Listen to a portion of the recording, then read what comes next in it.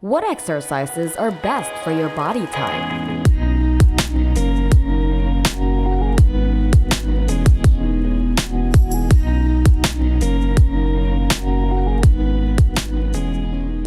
I have a question for you that is rather personal. Are you an ectomorph, I wonder?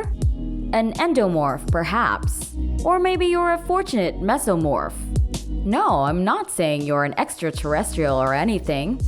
Every person has a unique body type, so understanding yours can be quite helpful if you want to develop the physique of your dreams. You'll get the best results if you tailor your training to your body type. Let's begin by looking at the different physique kinds. As stated by American psychologist Dr. William Sheldon in the 1940s, there are 3 of them. Check if you can spot yourself in one of them. There's the ectomorph first.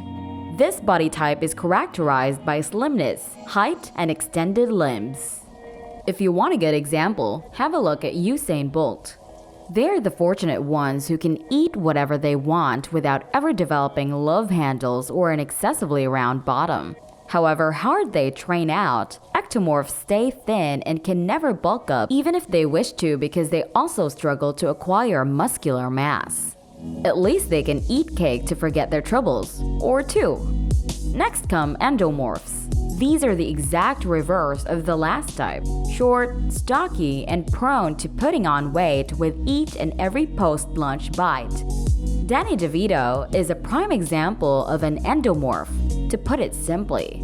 These guys have trouble losing weight, and if they choose the sporty route, their pronounced stomachs and wide hips can hurt them. However, there is always a silver lining. And as endomorphs are inherently stronger than ectomorphs, they are good candidates for bodybuilding or weightlifting. The fortunate mesomorphs come last.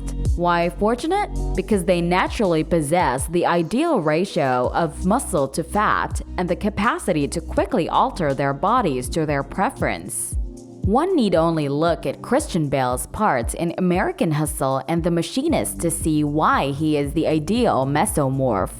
Mesomorphs can quickly put on muscular mass and get in shape. However, they also lose mass just as quickly, so it's not as if they go for a walk in the park and return home with shredded legs.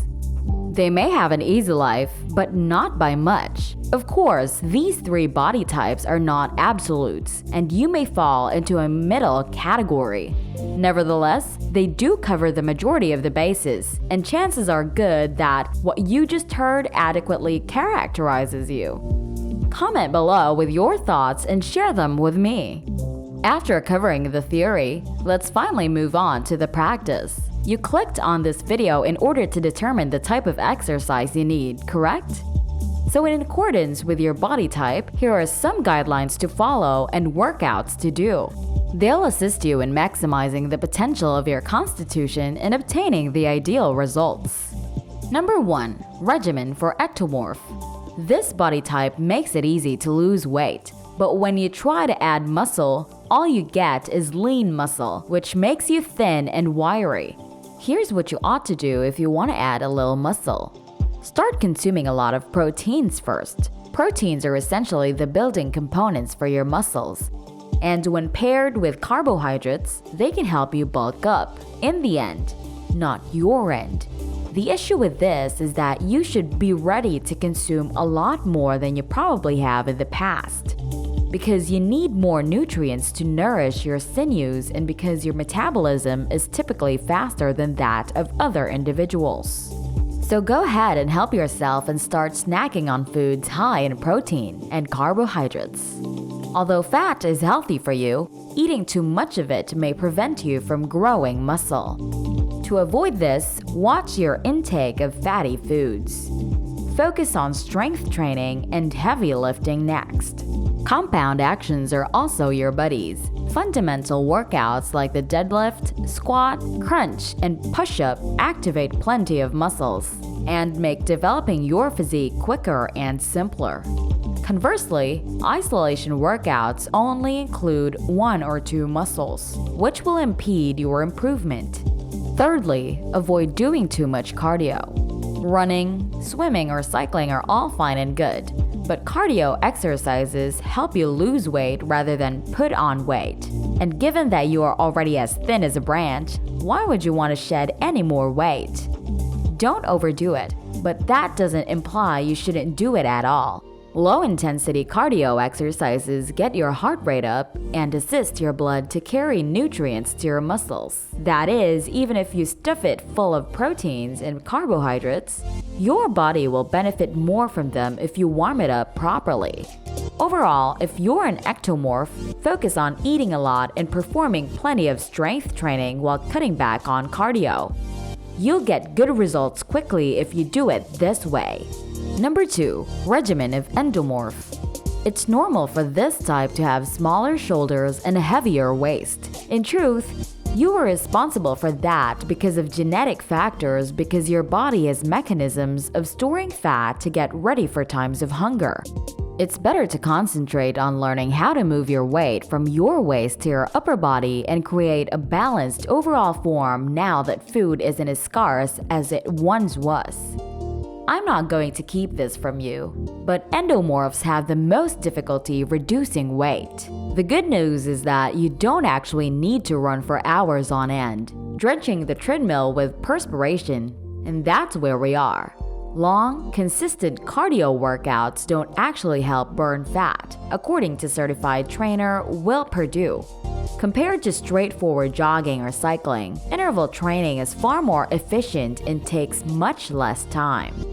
For instance, sprinting is a fantastic burst strategy you may do to reduce weight more quickly. Oh, and skip the crunches. Other bodily types can use them.